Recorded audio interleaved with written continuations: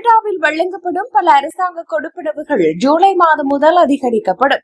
இதனால் வாழ்க்கை செலவுகளை சமாளிக்க போராடும் பலருக்கு ஓரளவு அதிக பணம் கிடைக்கும். இந்த கொடுப்பனவுகள் நேரடி வைப்பு அல்லது காசோலி மூலம் வழங்கப்படுகின்றன. இந்த நிலையில் முக்கியமான அதிகரிப்புகளில் ஒன்றாக முதியோர் பாதுகாப்பு கொடுப்பனவு உள்ளது. இதற்கமைய 65 மற்றும் அதற்கு மேற்பட்ட வயதுடைய மூத்த குடிமக்கள் 1.2% வரையான கூடுதல் கொடுப்பனவை பெறுவார்கள்.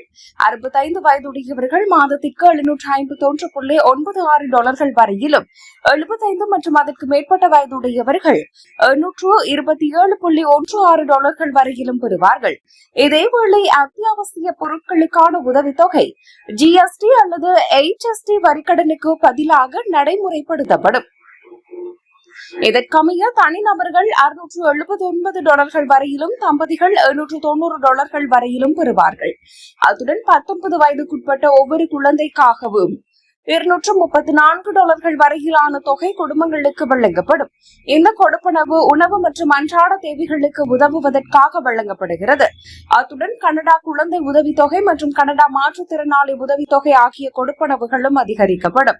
இதேவேளை ஒன்டாரியோ மற்றும் ஆல்பர்டா போன்ற மாகாணங்களில் ஒன்டாரியோ ட்ரில்லியம் கொடுப்பனவு மற்றும் ஆல்பர்டா குழந்தை மற்றும் குடும்ப நலன் போன்ற கூடுதல் சலுகைகளும் அதிகரித்து வருகின்றன. இந்த மாற்றங்கள் குடும்பங்கள், முதியவர்கள் மற்றும் குறைந்த வருமானம் கொண்ட குடும்பங்களுக்கு கூடுதல் ஆதரவை அளிக்கக்கூடும்.